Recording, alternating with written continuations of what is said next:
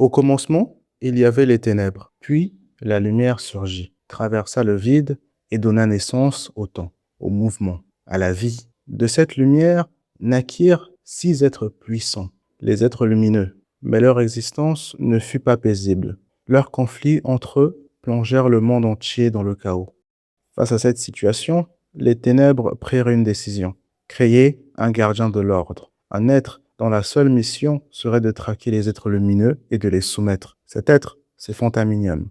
Il accomplit sa tâche à la perfection, les transformant un à un en gemmes avant de les sceller. Cependant, une fois sa mission accomplie, il reçut l'ordre de rentrer avec les gemmes. Fantaminium refusa d'obéir. Fasciné par l'éclat des gemmes, il les absorba et se proclama roi des gemmes. Armé de cette puissance, il domina tous les êtres vivants et sema la terreur à travers le monde. C'est alors qu'un nouvel être lumineux vit le jour, le seul capable de rivaliser avec le roi des gemmes, celui destiné à illuminer le monde pour l'éternité. Urek Mazino. Dans cette vidéo, nous allons couvrir le premier arc, composé des 49 premiers chapitres du spin-off. Nous parlerons des premières épreuves de l'étage test, l'entraînement aux positions, le jeu de la couronne et enfin, l'épreuve finale de Mago. Si vous voulez vous rafraîchir la mémoire avant d'attaquer le deuxième arc, cette vidéo est faite pour vous. À la recherche de Fantaminium, Urek tombe sur Aidon, l'administrateur du premier étage. Celui-ci lui avoue ne pas connaître le nom de Fantaminium, mais il lui précise néanmoins que s'il existe quelque part, c'est très probablement au sommet de la tour. Car après tout ce qui existe se trouve au sommet de la tour. Sans hésiter, Urek s'engage. Aidon l'expédie alors directement à l'étage des épreuves, où il devra se qualifier comme n'importe quel autre régulier pour gravir la tour. La première épreuve est un jeu de survie qui compte 400 participants. Les réguliers doivent s'entretuer. Pour se qualifier, il faut faire partie des 200 survivants encore en vie à la fin du temps imparti. C'est lors de cette épreuve qu'on fait la connaissance de plusieurs personnages qui deviendront importants par la suite, comme la princesse de Zahad sans nom, Evelyn Lopobia, Rohan et Lou. Urek, lui, refuse de jouer le jeu. Il choisit plutôt de défier directement le superviseur responsable de l'épreuve, Dungeon. Avant que le combat ne commence, le temps imparti s'écoule, avec la mort du dernier régulier.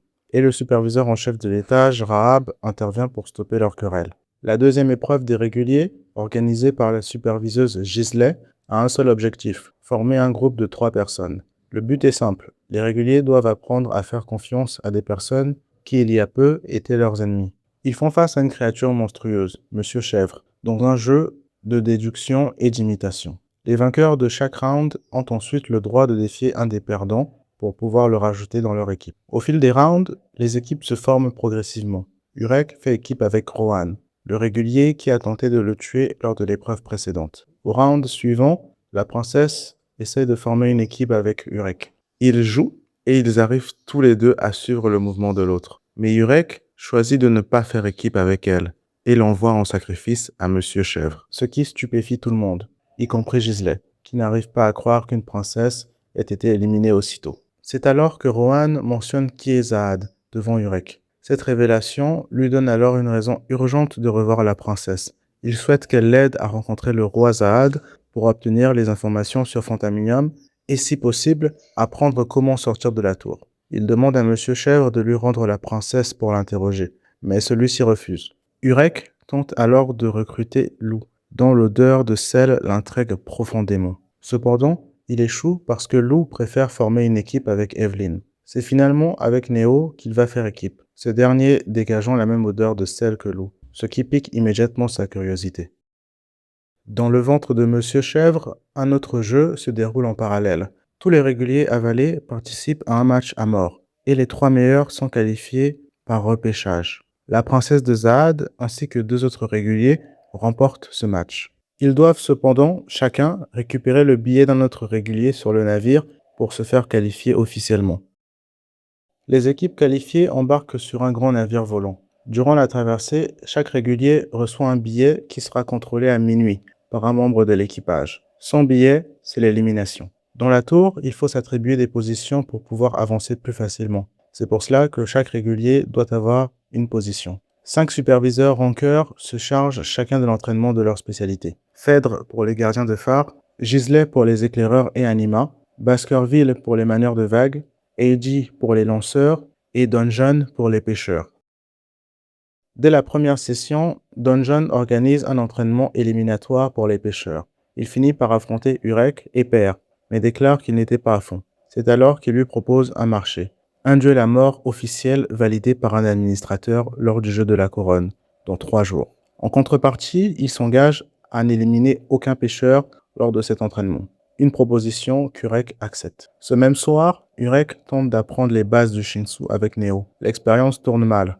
Une quantité massive de Shinsu se forme à l'extérieur du navire, provoquant des perturbations sur le navire. Profitant de la confusion générale, la princesse tente de voler le billet d'Urek pour se qualifier. Elle l'attaque dans les toilettes et c'est durant cet affrontement qu'elle lui révèle ce qu'est une princesse de Zahad, ainsi que sa véritable motivation pour gravir la tour. Obtenir une arme des 13 mois afin de rencontrer Zahad et le tuer.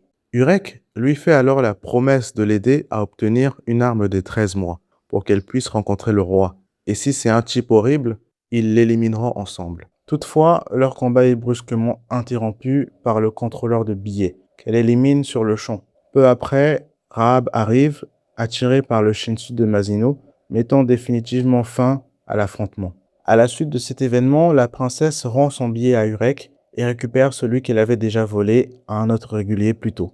Elle se qualifie ainsi et rejoint la position de pêcheur. De son côté, Urek part s'entraîner auprès du superviseur des manières de vagues pour apprendre à contrôler le Shinsu. La troisième épreuve se déroule sur une île, sous la supervision de Baskerville. L'objectif est de récupérer une couronne cachée quelque part sur l'île, s'asseoir sur le trône avec elle et maintenir sa position le plus longtemps possible. Le droit de tuer est accordé aux réguliers pour l'occasion. Avant que les événements ne convergent, chaque groupe suit sa propre trajectoire. Dès le début de l'épreuve, l'équipe d'Urek adopte une stratégie défensive, rester près du trône et intercepter quiconque arriverait avec la couronne. Cependant, Masino s'éclipse rapidement pour honorer son duel avec Donjon. Après avoir demandé la permission à l'administrateur de valider le combat régulier et rancœur, il le bat sans difficulté. Dans sa défaite, Donjon lui révèle les véritables motivations de Rahab et lui parle pour la première fois de l'île qui sent le sel. Là-bas se trouvent des gens appelés les ascètes. Ils portent des vêtements marqués d'un symbole et vivent dans le seul but de rejoindre une fleur en train de pousser, cachée dans un château gardé par des anges, au-delà du marécage des pèlerins. Seulement voilà, ils n'arrivent jamais à l'atteindre, car des rancœurs, que l'on appelle justement les anges, les tuent systématiquement. Il dit ensuite que ces anges étaient déjà présents à l'étage des épreuves avant son arrivée. Les ascètes, eux, croient qu'il s'agit d'une épreuve divine, mais ils se font avoir. Il n'y a aucun salut pour eux. Ce sont les anges qui récoltent les bénéfices. Les anges pensent qu'en continuant à tuer des ascètes, le sang accumulé finira par teindre la fleur en rouge et leur accordera le plus puissant des pouvoirs, le droit d'exaucer leurs vœux. En clair, les anges trempent les ascètes pour leurs propres bénéfices et prennent beaucoup de plaisir à le faire. Après cette discussion, Masino repère ensuite la reine et l'attaque dans le but de récupérer la couronne qui se trouve sur sa tête. Toutefois, Donjon lui explique qu'éliminer la reine provoquerait l'effondrement de tout l'écosystème de l'île. Il choisit donc plutôt de la suivre pour voir où elle se dirige. Pendant ce temps, Evelyn, Lou et Sancho partent pister Pobido Herbert pour augmenter leurs chances de localiser la couronne, comme ils n'ont pas de gardien de phare dans leur équipe. Ils finissent néanmoins par tomber dans son piège. Evelyn se retrouve alors transportée sur le territoire des taureaux noirs, où elle fait une rencontre inattendue.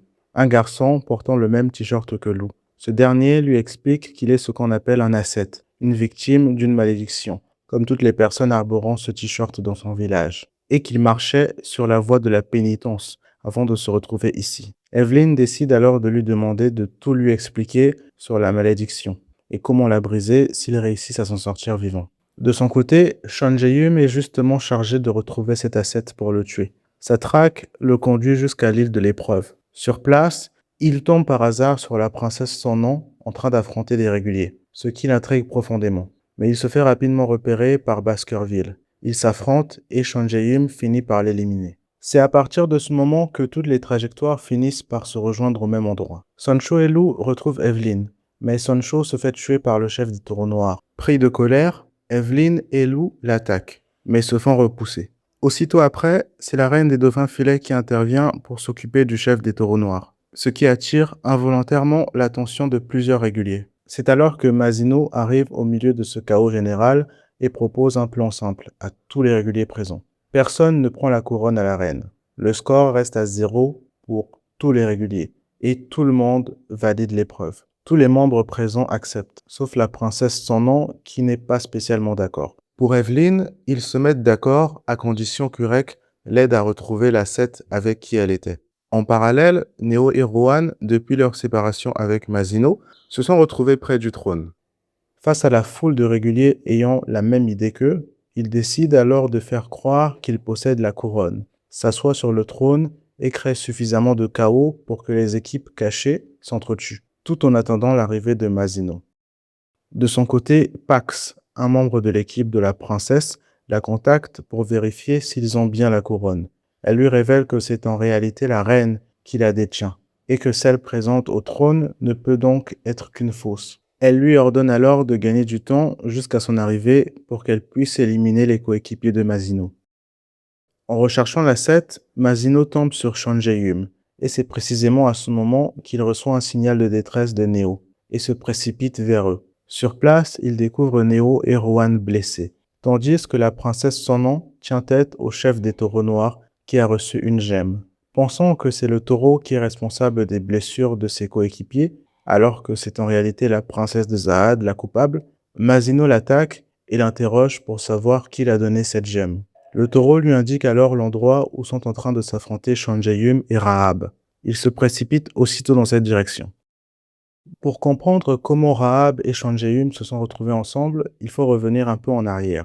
Après avoir observé de loin les réguliers rassemblés près de la reine, Shanjeyum avait posé 2 actions décisives. Il avait d'abord donné une gemme au chef des taureaux noirs, puis sauvé la 7 poursuivie par ces mêmes taureaux. En échange, il lui avait demandé d'attirer Lou dans un piège, ce que la 7 avait fait, entraînant Lou, Evelyn et la reine dans une embuscade.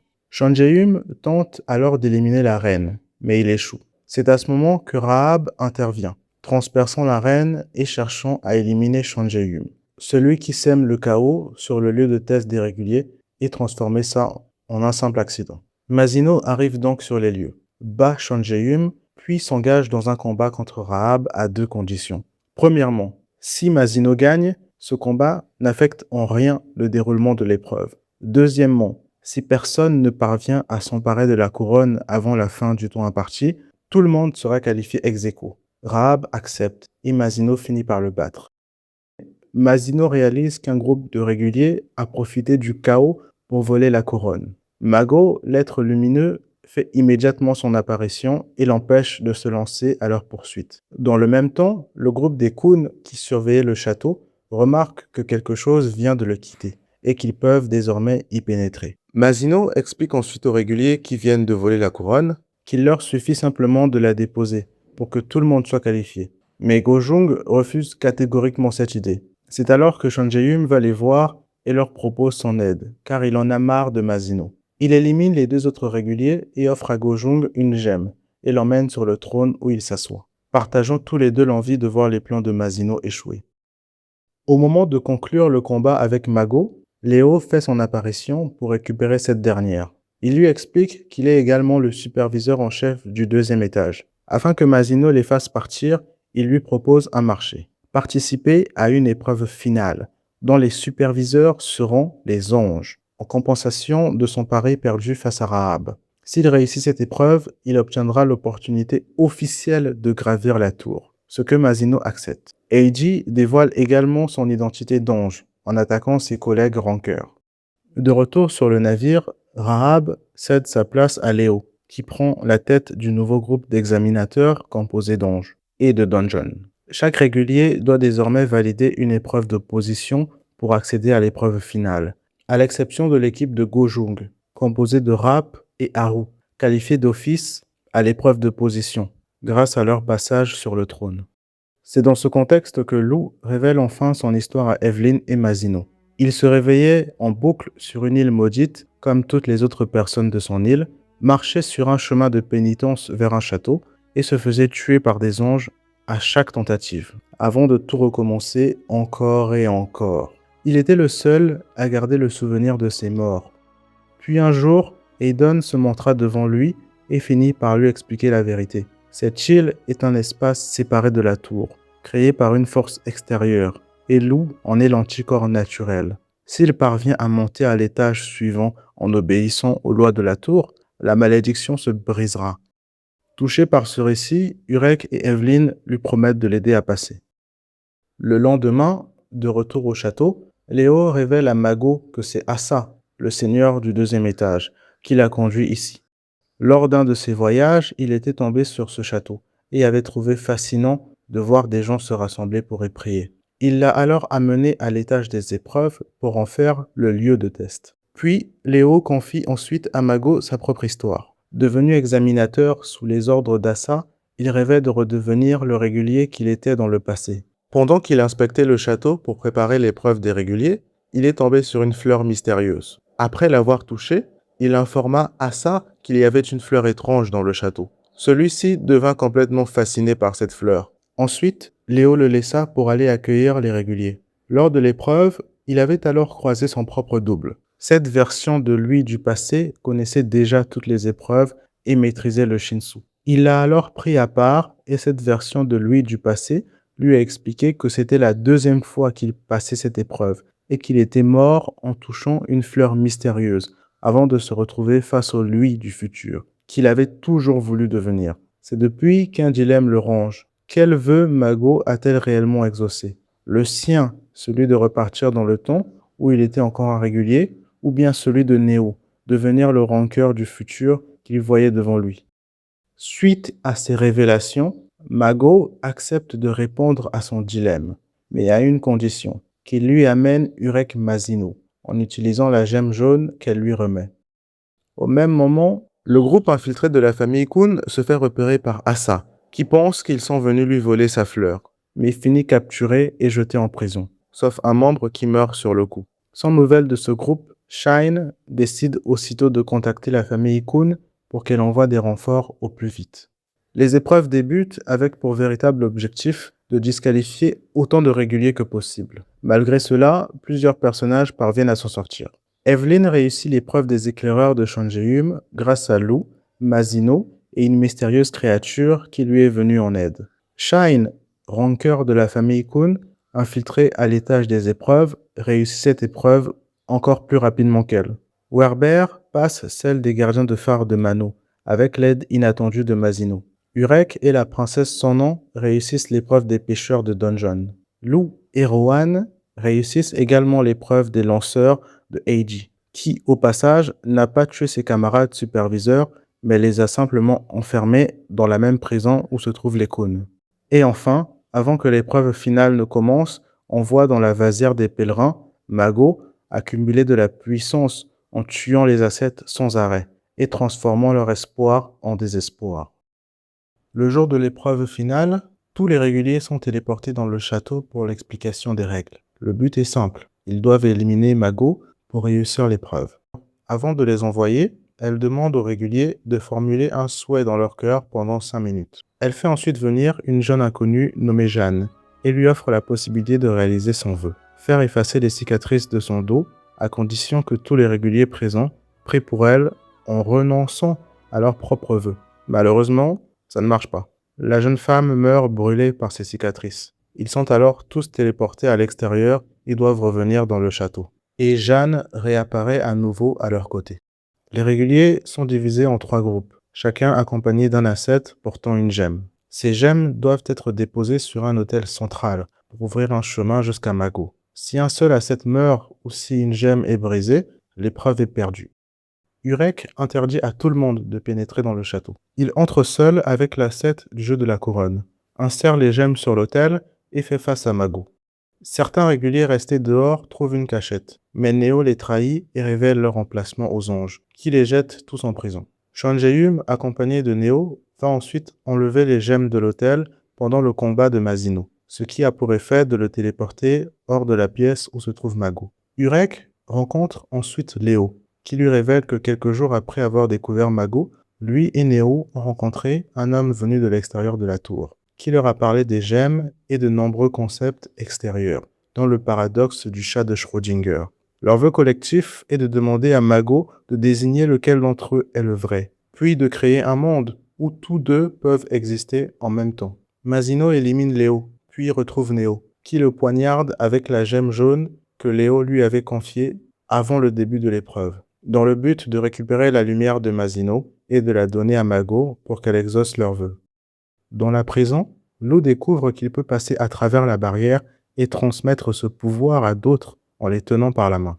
Pour ne pas trop attirer l'attention, il part uniquement avec Kun Macheni et Evelyn. En sortant du château, il retrouve Shine et la princesse sans nom, qui n'arrivent pas à communiquer avec le groupe des Kun venus en renfort. Grâce à la capacité de Lou, ils arrivent à dissiper la barrière, permettant aux membres de la famille Kun d'entrer en force dans le château, ce qui donne lieu à une confrontation entre les anges et eux. Le chef de famille, Kun Edwan, arrive sur place, ce qui calme immédiatement la situation. Mais Sean Jae-hyum et Neo sont toujours déterminés à rejoindre Mago, et ils y arrivent, à ceci près qu'Edwan les accompagne discrètement. Une fois dans la pièce, Mago exauce le vœu de Neo pour le remercier de lui avoir apporté la gemme contenant le pouvoir de Masino, puis le téléporte. Elle affronte ensuite Edwan, mais finit par perdre le combat, après s'être rendu compte que Neo n'avait pas complètement volé la lumière de Masino. Elle réussira tout de même à s'en sortir, et grâce à Sean Jae-hyum, elle se retrouvera dans le corps de la princesse de Zaad sans nom, pour qu'elle retrouve ses forces. La seule condition de Sean Jae-hyum pour l'avoir aidée est qu'elle exauce son vœu, celui de voir Masino se faire battre. Du côté des Kun laissés en arrière, il décide de rentrer et confie à Asa, qui a depuis retrouvé la raison, la charge de régler tout le désordre causé à cet étage, en attendant qu'une sanction tombe d'en haut. Asa se rend ensuite en prison pour s'occuper définitivement de Rahab. Urek rencontre ensuite Aubryon, un autre être lumineux. Ce dernier révèle la vérité sur Néo. Il est un imposteur, ce qui explique pourquoi il savait des choses qu'il n'aurait pas dû savoir. Il nous parle également du jour de la première épreuve de Lou. Lors d'une première épreuve avec Jeanne, Lou et Néo, ils rencontrèrent le dieu Arc. Ce transcendant posa sa condition. Si tout le monde priait pour dissiper la malédiction de Jeanne, il l'exaucerait. Mais si une seule personne priait pour un vœu différent, ce vœu serait exaucé à la place. Arc prononça son jugement. La malédiction de Jeanne resterait. Elle brûlerait à nouveau et tous ceux présents ici seraient maudits. Néo avait formulé un vœu égoïste et il fut incapable de s'expliquer, prenant la fuite jusqu'à rencontrer Aubryon. Ce dernier lui indiqua la fleur. Devant la fleur, Néo fit un vœu, que Lou monte à l'étage suivant et l'oublie. Son vœu originel était que Lou et lui passent du temps ensemble, rient et bavardent. Mais puisqu'il était trop tard, il voulait au moins que Lou continue sans lui. Aubryon intervint et tua Lou, et il expliqua que cette fleur ne réalise pas les souhaits, mais les inverse. Aubryon explique également son but final. Il pille et dévore tout pour empêcher la naissance d'un nouvel Axis. Car tout dans cette tour, avec ses étages et ses épreuves, semble avoir été créé pour engendrer un tel être. Il agit simplement pour suivre la volonté de Fontaminium. Néo finit par retrouver Lou, Evelyn et Jeanne, et repartent ensemble pour tenter de modifier les événements, puis finissent capturés par l'ancienne examinatrice Belle. Mais avec l'intervention de Don John et de Masino, ils reprennent leur route. Néo demande à Evelyn de faire confiance au processus, sans trop chercher à comprendre. Ensuite, Jeanne commence de nouveau à prier. Cette fois, tout le monde prie pour dissiper la malédiction de Jeanne, et Arc exauce ce vœu, permettant à Jeanne de disparaître paisiblement au lieu d'être brûlée vive dans la souffrance encore une fois. Cette action offre également la possibilité à Lou et Néo de disparaître à leur tour. Une lumière intense émane ensuite de la vasière des pèlerins et fait disparaître l'île entière. Libéré des réguliers qu'il devait protéger, Masino finit par battre Aubryon, en combinant sa lumière avec le Shinsu. Après la victoire de Masino sur Aubryon, Kun Edwan, fasciné, vient à sa rencontre et lui appose un courant électrique discret sur son piercing pour pouvoir le localiser à tout moment dans le but de s'affronter un jour. Et précise au passage que c'est lui qui s'est chargé de terrasser Mago. Après la disparition de Néo, Lou et Jeanne, Evelyn se retrouve plus tard avec Masino et lui explique le passé tragique du château. Il y a longtemps, le château fut menacé d'invasion. Jeanne prit les armes, mena les troupes et remporta toutes les batailles. Malgré cela, le peuple douta d'elle, la captura et la brûla vive. Arc apprit la trahison et maudit tous ceux qui l'avaient condamné, et également Jeanne. Sur le point de partir, Masinot demande à la mystérieuse petite créature qui accompagnait Evelyn depuis l'épreuve des éclaireurs, qui n'est autre au final que la reine des dauphins filets, de prendre soin d'Evelyn. Du côté d'Aubryon, il demande de l'aide à un être lumineux, la Tour, qu'il considère comme le seul capable de vaincre Urek Masinot. Plus tard, comme un hommage, Evelyn confie à Masinot la casquette de loup, convaincu qu'il est celui qui a le plus de chances d'atteindre le sommet de la tour. Les réguliers passent ensuite au 3e étage, à condition de ne jamais parler de ce qui s'est passé ici sous peine d'exécution. Là-bas, ils découvrent une résidence luxueuse. Puis en sortant monter la garde, Urek croise Mago, qui a pris possession du corps de la princesse. Et c'est à ce moment qu'apparaît Garam Zahad, envoyé pour éliminer tous les réguliers qui ont réussi l'épreuve cette fois-ci. Et plus particulièrement, la princesse sans nom.